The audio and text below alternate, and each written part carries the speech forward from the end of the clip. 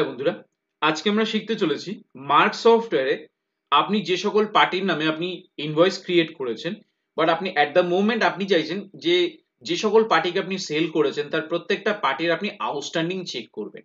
তো আপনি যখন আউটস্ট্যান্ডিং বের করতে যাচ্ছেন তখন দেখতে পাচ্ছেন কি যে আউটস্ট্যান্ডিং এর যে পেজটা, যে রিপোর্টের জায়গাটা রয়েছে সেখানে কোনো পার্টির নাম নেই।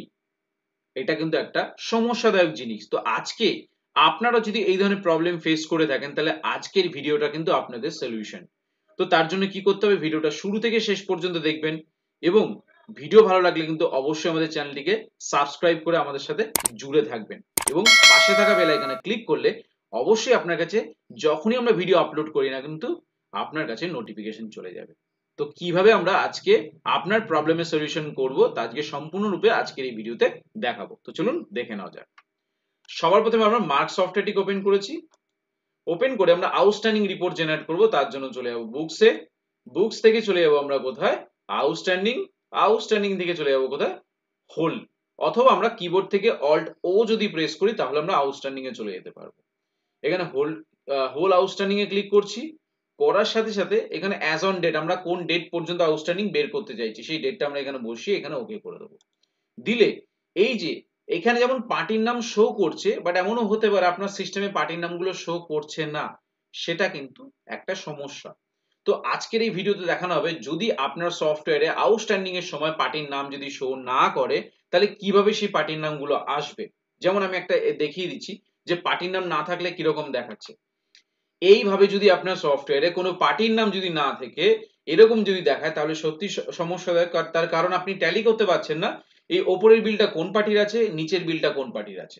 তার জন্য কি করতে হবে, কোনো চিন্তা নেই, জাস্ট সিম্পল আপনাকে একটা কি প্রেস করতে হবে। সিম্পল, আপনাকে মনে রাখারও কোনো বিষয় নেই, মুখস্থ করারও কোনো বিষয় নেই। জাস্ট আপনি ভিডিওটা ভালো করে দেখুন, বোঝার চেষ্টা করুন, দেখবেন আপনার এই এই অপশনটা কিন্তু আপনার কিন্তু বুঝতে আরো বেশি সহজ হবে।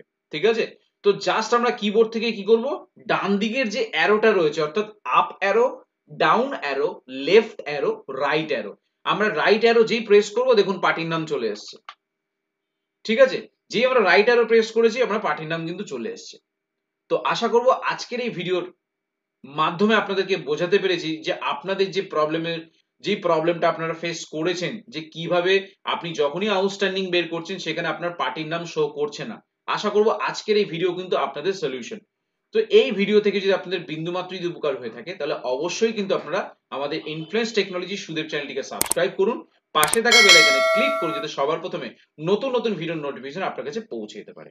তো তারপরেও যদি মনে হচ্ছে আপনাদের কোনো কনফিউশন আছে বা আপনারা আমাদের কাছ থেকে সার্ভিস নিতে চাইছেন বা আপনারা আমাদের কাছ থেকে সফটওয়্যার পারচেজ করতে চাইছেন তাহলে অবশ্যই কিন্তু আপনারা আমাদের সাথে যোগাযোগ করতে পারেন।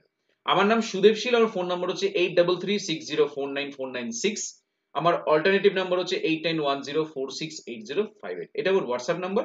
আপনারা চাইলে সরাসরি আপনারা আমাদের সাথে হোয়াটসঅ্যাপে যোগাযোগ করতে পারেন। তো ভিডিও ভালো লাগলে অবশ্যই কিন্তু আপনারা আমাদের চ্যানেলটিকে লাইক করবেন, শেয়ার করবেন এবং অবশ্যই সাবস্ক্রাইব করে আমাদের সাথে জুড়ে থাকবেন। তো সবাই ভালো থাকবেন, অসংখ্য ধন্যবাদ।